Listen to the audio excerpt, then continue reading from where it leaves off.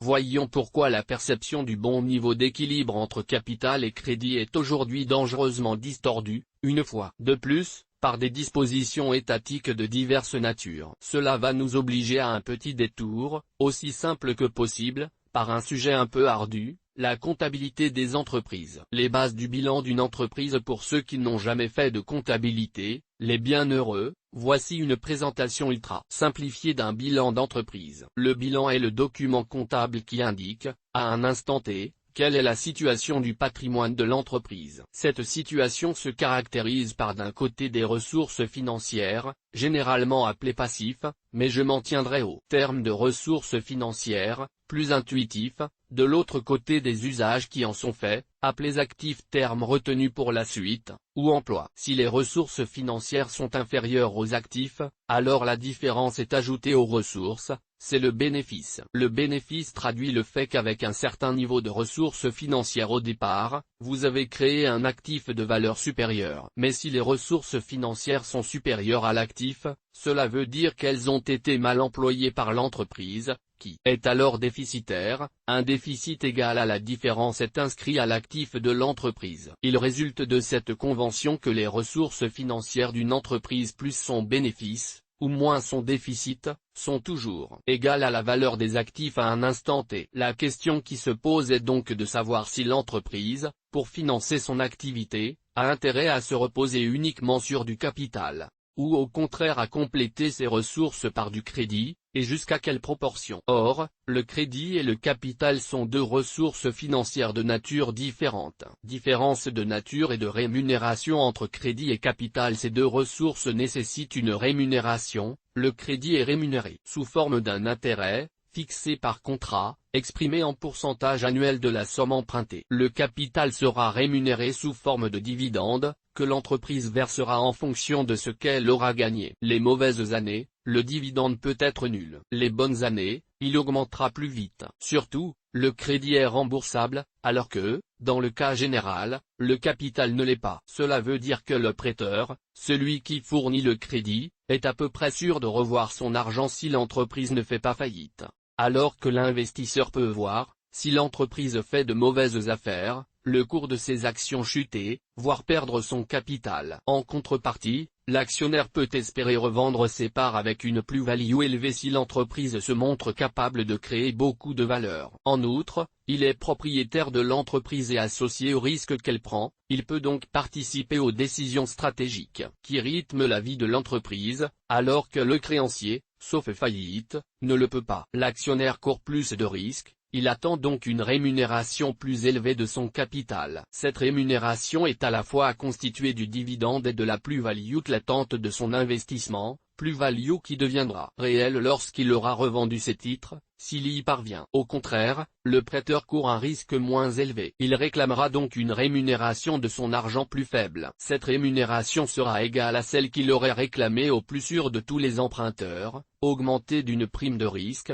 souvent appelée un premium, surcroît de taux d'intérêt correspondant à la couverture du risque de faillite de l'entreprise. Pour des raisons diverses, ce sont les États les plus riches, c'est-à-dire ceux qui sont capables de générer les plus gros flux financiers par l'impôt, qui sont, jusqu'ici, mais ce n'est pas immuable, considérés comme les emprunteurs les plus sûrs, du moins tant que la gestion financière de leur trésor public est sérieuse. Si votre entreprise est considérée comme très sûre, les prêteurs réclameront une prime de risque assez faible par rapport au taux qu'ils exigent de l'État. Par contre, si vous êtes une PME en phase de démarrage, les prêteurs se baseront sur leur expérience du taux de défaillance d'entreprise tel que la vôtre et exigeront un premium plus élevé, à partir d'un calcul de la probabilité du risque que vous représentez. Naturellement, si le prêteur, une banque ou une assurance, se trompe dans l'estimation des risques, il proposera un taux trop faible, et se retrouvera lui-même en grande difficulté si les premiums encaissés ne couvrent pas la totalité des défaillances enregistrées. Quel effet de levier?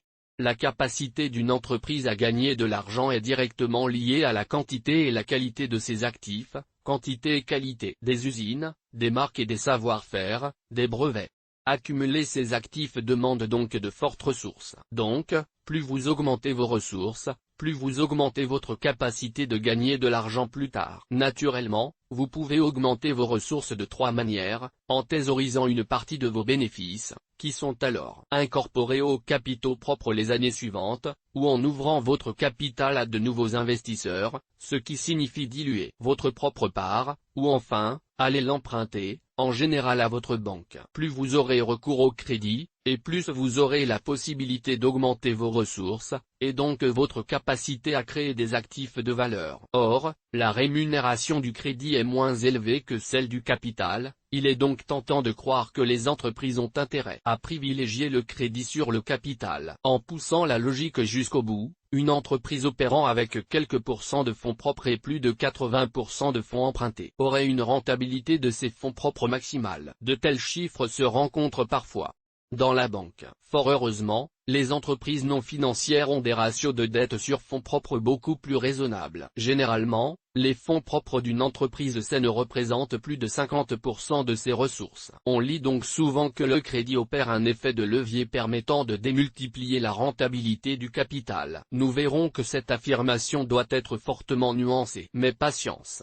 Pourquoi est-il si important d'avoir des fonds propres suffisants? Revenons à notre bilan d'entreprise. Rappel, passif égale ressources financières. Le capital n'est pas remboursable, la dette l'est. Lorsqu'une partie de votre dette arrive à échéance, vous devez donc la rembourser. Vos ressources, le passif, diminuent. Si vous parvenez à remplacer cette ressource par une autre, d'un montant équivalent, pas de problème, vous ne devez pas prélever sur vos actifs pour y parvenir. Et si vous gérez bien, que le contexte économique est bon, que vous n'avez pas connu d'incident de paiement et que votre activité est profitable, il y a fort à parier que ceux qui vous prêtent de l'argent vous renouvelleront leur confiance, et vous prêteront à nouveau la somme nécessaire. Et plus cette somme est faible, plus ce sera facile. Mais si, pour quelque raison que ce soit, vous ne pouvez pas réemprunter, alors vous devrez taper dans vos actifs pour payer vos dettes, ou augmenter votre capital pour pouvoir maintenir vos ressources en activité. Bref, vous l'avez compris, si votre endettement est plus élevé, vous courrez un risque plus grand, soit, de vous trouver à court de trésorerie, vous risquez la clé sous la porte, vos actionnaires perdent leur argent, et votre prêteur perd une grande partie de l'argent que vous lui deviez, de devoir revendre des actifs de valeur, ce qui obère votre capacité ultérieure à gagner de l'argent, et donc réduit la valeur de votre capital et appauvrit vos actionnaires, de devoir appeler au secours de nouveaux investisseurs, qui, évidemment, pour vous sauver, exigeront que les actionnaires actuels leur laissent une grande part du capital, ce qui réduira donc la valeur des parts de vos premiers actionnaires. Bref, vous l'avez compris, plus vous avez de dettes, plus les risques de défaut à échéance augmentent, et plus vous faites courir de risques à la fois à vos prêteurs, et à vos actionnaires. Les prêteurs réclameront donc une rémunération plus élevée et du crédit, dont le taux d'intérêt exigé augmentera, ce qui, du coup, réduira la part distribuable des actionnaires, alors que ceux-ci courront un risque plus élevé. En conséquence, les actionnaires risquent de réclamer plus de dividendes et moins de réinvestissement des profits pour compenser le risque pris. Il est moins risqué de toucher l'argent immédiatement, ce qui diminuera la capacité ultérieure de financement de l'entreprise. Point au détriment de la croissance à long terme de la valeur des actions. Bref,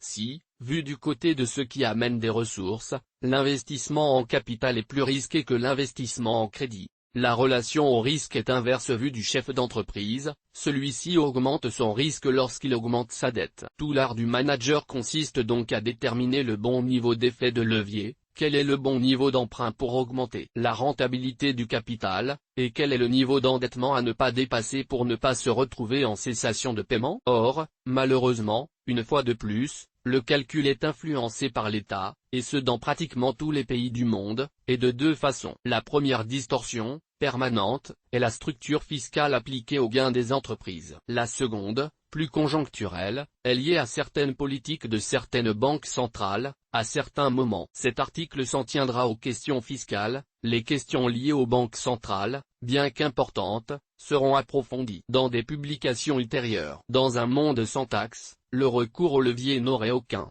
intérêt. Alors que la finance d'entreprise avait largement intégré les logiques d'effet de levier, il y a environ 50 ans, 2 économistes ont brillamment démontré que dans un marché sans distorsion fiscale ou réglementaire, je simplifie un peu, pour des raisons pédagogiques, il n'y avait strictement aucun intérêt à recourir à l'effet de levier par le crédit pour augmenter la valeur de l'entreprise pour l'actionnaire. Franco Modigliani et Merton Millet obtinrent chacun un prix Nobel d'économie pour cette démonstration qui paraît de prime abord contre-intuitive. Je vous passe les calculs, mais en voici le principe, qui découle de ce qui précède. Lorsque, pour un montant de ressources donné, vous augmentez votre ratio dette-fonds propres, DF, alors, initialement, vous augmentez votre capacité à rémunérer vos fonds propres. La qualité de vos actifs ne dépend pas de votre structure de financement, puisque vous servez une moindre rémunération à la dette. En contrepartie, nous l'avons vu plus haut, comme vous augmentez les risques courus par vos prêteurs,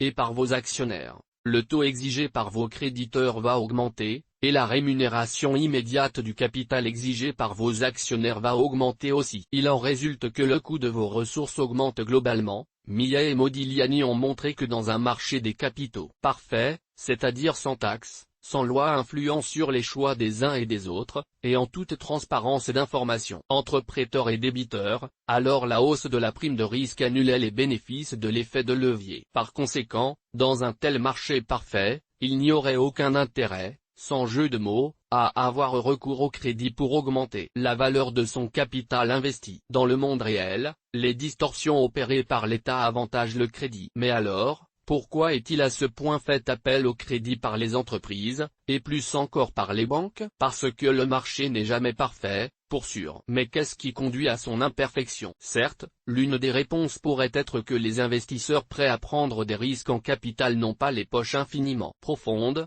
et qu'au-delà d'un certain niveau d'investissement, l'entrepreneur ne trouvera plus en face de lui que des gens préférant les rendements plus faibles du crédit, à l'insécurité du placement en capital. C'est exact. L'on pourrait aussi envisager que le crédit est un moyen pour l'entrepreneur d'augmenter ses ressources sans partager le pouvoir avec d'autres actionnaires. Cela peut jouer en faveur du crédit, indiscutablement. Les impôts faussent le calcul économique, mais la principale conclusion dérivant des travaux de Modigliani et Millet est que la structure de la fiscalité appliquée aux entreprises est le principal facteur d'encouragement à l'effet de levier. En effet, dans pratiquement tous les pays du monde, l'impôt sur les sociétés est prélevé sur un résultat brut, qui résulte de la valeur ajoutée créée par l'entreprise, ce qu'elle a vendu moins ses achats, à laquelle il faut enlever la dépréciation de ses actifs, les usines, les machines, et les brevets, en vieillissant, perdent de la valeur, les coûts salariaux, certaines taxes autres que l'impôt sur les sociétés, en France, l'énorme taxe professionnelle, et surtout, les intérêts versés aux divers créanciers. Nous nous trouvons donc, comptablement parlant, face à la situation suivante, les ressources financières des entreprises se composent du capital et de la dette. Ces deux ressources exigent rémunération, or la rémunération du créancier est déduite de la base de calcul de l'impôt sur les sociétés, mais la rémunération de l'actionnaire, qu'il s'agisse de la part des bénéfices réinvestis dans l'entreprise, ou des dividendes versés aux actionnaires, ne l'est pas. Donc il devient hautement rentable d'utiliser un effet de levier pour augmenter la rémunération du capital. Ruben D. Cohen, économiste spécialiste des questions de structure de financement de l'entreprise au sein de la banque Citigroup, analyse dans ce très court papier pédagogique l'incidence de cette disposition. Sa conclusion est sans appel: en l'absence de taxes, il n'y a aucun bénéfice en termes de création de valeur, à augmenter l'effet de levier. En présence de taxes, l'exclusion des intérêts de la base taxable des entreprises permet de créer de tels bénéfices, dès que l'on introduit ou que l'on augmente l'effet de levier. Selon plusieurs exemples simples calculés par R. Cohen, l'effet du bouclier fiscal offert aux créanciers permet d'accroître le retour sur fonds propres. L'impôt sur les sociétés est donc, tel qu'il est conçu, une subvention aux créanciers payés par les actionnaires. De là à dire que nos impôts sur les sociétés ont été conçus comme une subvention à l'activité de crédit des banques. Il en résulte que la fiscalité des entreprises tend à favoriser l'augmentation du ratio dette-fonds propres, donc des structures de financement plus risquées. Cela rend nos entreprises plus vulnérables aux aléas conjoncturels influant sur la disponibilité et le prix du crédit. Et aujourd'hui, Alors que les banques doivent limiter leur crédit pour éponger des pertes, cette vulnérabilité peut se payer très cher en termes d'emploi. Les impôts faussent le calcul économique. 2. Cette perception faussée par les taxes est encore aggravée par les taux pratiqués dans certains pays, au premier rang desquels la France et les USA. Dans ces deux pays, l'impôt sur les sociétés a atteint respectivement 33,3% et 38%. Certes, le calcul de la base imposable n'est pas identique, mais dans les deux cas, un tel taux renforce de façon importante la distorsion fiscale entre intérêt et capital. En France, la taxation après sortie de l'entreprise des capitaux subit encore des distorsions importantes. Si vous possédez des contrats d'assurance vie, ils sont en partie détaxés, alors que ces fonds vont en priorité se reporter sur le financement de crédits plutôt que sur l'investissement en capital, d'une part parce que l'assurance vie est un placement où l'on recherche plutôt la sécurité, d'autre part parce que les règles légales appliquées aux assurances obligent ces dernières à appliquer un ratio de 0,7 seulement aux actions qu'elles achèteraient pour composer leur portefeuille de couverture. Source: c'est Bébir, ils vont tuer le capitalisme, chiffre 2002. Certes, les PEA bénéficient aussi d'exonération, mais l'investissement dans un PEA ne concerne guère les PME, ce qui revient à dire que l'investissement dans les PME subit une forte distorsion négative de la part de l'État. De plus, la possession de capital vous impose à l'ISF dès que vous êtes simplement aisé. Et si vous êtes entrepreneur, vous avez intérêt à ne pas accepter de nouveaux investisseurs qui feraient passer votre part du capital de l'entreprise en dessous de 25%, votre participation est imposable à l'ISF uniquement en dessous de ce seuil. Bref, tant la structure de nos impôts, que celle de nos niches fiscales, et les lois encadrant les investisseurs institutionnels, tendent à favoriser artificiellement les structures de bilan comportant un fort pourcentage de dette, donc à taux de levier plus élevé, donc à risque plus fort. Les conséquences antisociales de notre structure fiscale. Nous avons vu qu'une augmentation du ratio DF augmentait le risque de défaillance d'entreprise,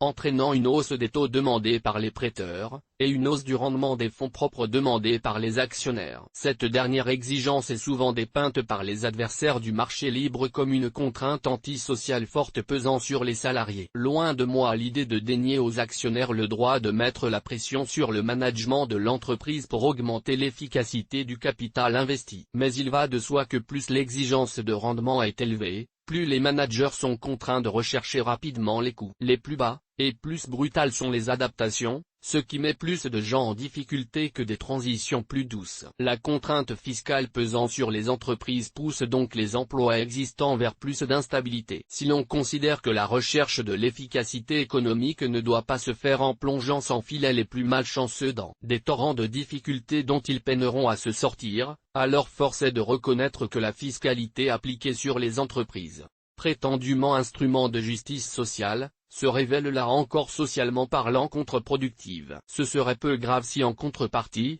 le contexte fiscal français rendait facile et désirable la création d'emplois nouveaux venant compenser le déclin de certaines entreprises existantes, ce qui suppose que rien ne vienne freiner la prise de risque de nouveaux entrepreneurs, ou d'investisseurs prêts à leur apporter leur concours. Malheureusement, la plupart des Français qui prennent la peine de s'informer savent que cela n'est pas le cas. Tout d'abord, ceux dont les revenus seraient suffisants pour former du capital disponible pour l'investissement direct dans des entreprises, et notamment dans des entreprises naissantes, se voient taxer une part importante de leurs revenus à cause d'impositions marginales élevées. Ce qu'ils peuvent investir est réduit d'autant. En outre, malgré les récentes avancées liées aux modalités du bouclier fiscal, lequel prévoit qu'une part de l'ISF puisse être déduite de l'impôt si elle est investie dans les PME, l'ISF reste un repoussoir pour de nombreuses décisions d'investissement ou d'ouverture des capitaux des entreprises. D'ailleurs, en 2007, seuls 15 066 contribuables, source, contribuables associés, sur 527 000 redevables de l'ISF ont bénéficié du bouclier fiscal, preuve du caractère très marginal de ce bouclier. Autrement dit, notre structure fiscale actuelle accroît la pression économique sur les emplois existants et rend plus difficile la création d'emplois nouveaux. Nous faisons toujours tout à l'envers. Que faire? Résumer les nécessaires changements de politique économique à des modifications de notre structure fiscale serait bien sûr abusif.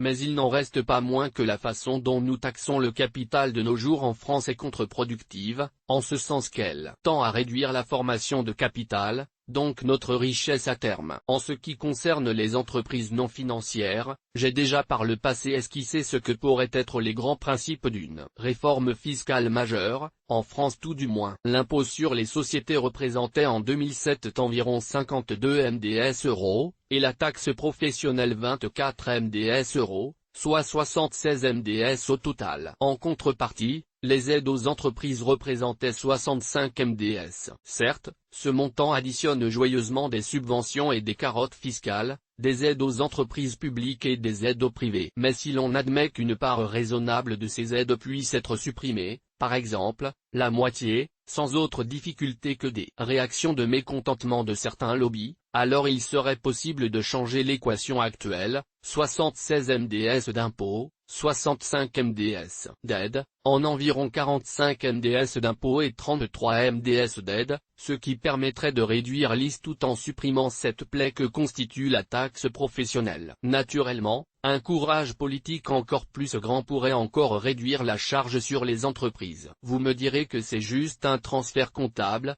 la baisse du taux d'imposition étant compensée par celle des aides. Il faut bien se rendre compte que les bénéficiaires d'aides sont rarement des entreprises petites et très petites, que le coût de la chasse aux aides divertit des ressources importantes des vraies finalités de l'entreprise, que de nombreuses aides constituent des effets d'aubaine et sont en fait improductives. Bref, à solde égal, il est nettement préférable de privilégier des impôts faibles et des aides nulles, que des impôts élevés vaguement compensés par de nombreuses carottes pour les lobbies les mieux organisés. L'impôt élevé inhibe beaucoup plus l'investissement que l'espoir d'une aide n'y incite. En outre, réinclure les intérêts versés aux créanciers dans la base taxable des entreprises, ce qui élargirait fortement son assiette, permettrait de faire baisser considérablement le taux d'imposition sur les sociétés, tout en rétablissant une certaine neutralité fiscale, ou du moins, une moins grande distorsion fiscale, entre entreprises fortement capitalisées et entreprises plus endettées. Ainsi, le choix des entrepreneurs entre capital et dette se rééquilibrerait-il en faveur de plus de capital,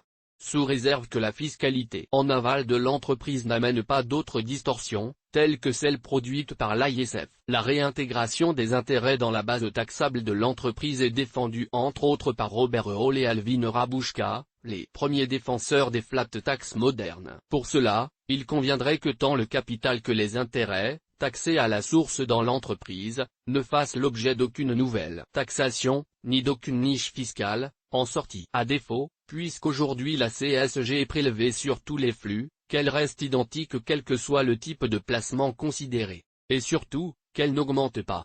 À ce prix, les entreprises pourront améliorer leur rapport entre valeur créée et risque encouru. En ce qui concerne les banques et les assurances, la réforme doit aller bien au-delà des impératifs réglementaires et fiscaux. L'intégration des intérêts versés dans la base taxable paraît ici impossible à appliquer du jour au lendemain, car avec des taux d'endettement fonds propres absolument stratosphériques, certaines banques seraient du jour au lendemain en faillite. En outre, l'emprunt est la matière première des banques. La surtaxer paraît aussi peu pertinent que de faire payer une surtaxe caoutchouc aux fabricants de pneumatiques. Pourtant, une vaste réflexion visant à recréer un système où les banques n'ont pas d'incitation excessive à se financer par la dette est indispensable. Comme le dit l'un des meilleurs chroniqueurs économiques du Financial Times, John Kay, une des conséquences des accords de Bâle matière de prescription en capital pour les institutions financières est que nombre de ces institutions se sont prises à croire qu'il était trop frileux de détenir plus de fonds propres que ce que réclamaient les règles. Les arguments financiers pour justifier cette position étaient superficiels,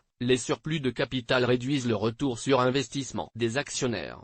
Les banques seraient, normalement, effrayées à l'idée de prêter à quelqu'un dont les engagements seraient 50 fois plus élevés que l'actif net, mais elles se sont joyeusement prêtées de l'argent les unes aux autres sur ces bases, jusqu'à ce qu'elles soient contraintes d'arrêter. Si vous voulez l'explication en une phrase de la crise, c'est celle-là. En affaires, le capital est ce que vous possédez pour vous protéger vous-même, vos clients et vos créanciers quand cela va mal. Dans les périodes fastes, vous pouvez peut-être avoir l'impression que vous en avez trop et qu'il vous coûte trop cher. Mais dans les temps difficiles, vous n'en avez jamais assez. Il est rassurant de voir que l'économie financière et le bon sens populaire aboutissent aux mêmes conclusions. Les banques sont au bord du gouffre parce qu'elles n'avaient pas assez de capital pour supporter leur business model actuel. Trop de capital dans une banque, cela n'existe pas. Les règles comptables, prudentielles et fiscales régissant les banques doivent leur permettre de se rapprocher de la plus grande neutralité en termes de financement entre capital et dette, et donc leur permettre de réduire les risques inhérents à la structure de leurs passifs. Je n'ai pas de proposition concrète à faire ici,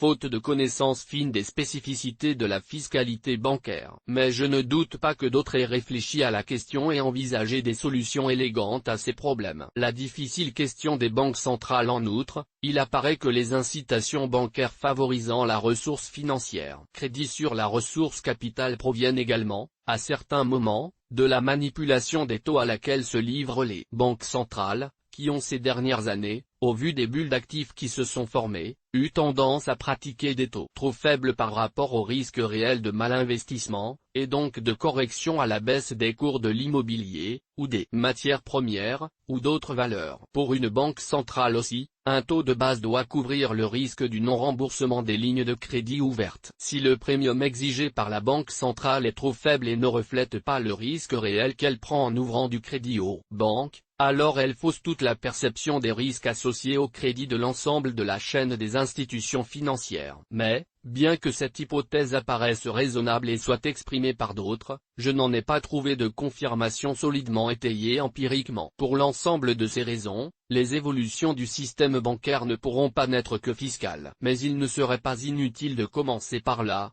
quelles que soient les autres évolutions envisageables du système monétaire international. Le gouvernement a contresens en poussant les banques à assouplir les conditions du crédit, par la voie de menaces inqualifiables, et sans la moindre considération pour les risques de marché actuels. Le président de la République pousse à la fois les banques, qui doivent prélever un taux d'intérêt conforme aux risques réellement encourus, et les entreprises à fragiliser leur structure financière. Alors que la politique devrait plutôt chercher les moyens de leur permettre de se consolider sans intervention du contribuable, donc sans recours à un fonds souverain, pour leur redonner les moyens de leur développement. En outre, il faudra bien que tôt ou tard, nos dirigeants se penchent sur les freins à l'injection de capital dans de nouvelles entreprises. Taux marginaux d'imposition trop élevés obérant la formation de capital, des incitations à la prise de risque et à la croissance capitalistique via l'ISF, etc.